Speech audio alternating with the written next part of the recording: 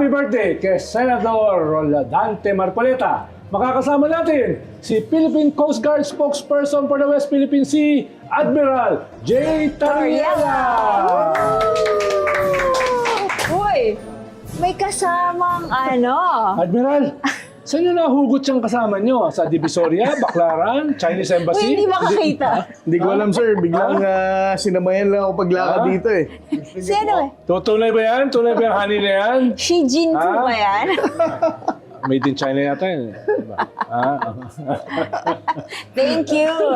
Mukhang, Xi Jinping. Mukhang marami na naman ang babanat kay Admiral J. Tariela.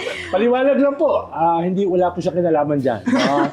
Kami po ang nag-set up sa kanya para doon sa mga babanat sa kanya. Kami na lang po ang banatan nyo. No? Dahil hindi kami ganun ka-sensitive. No?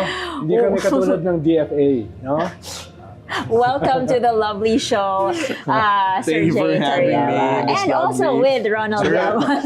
Extra lang ako rito. Extra lang ako rito. No?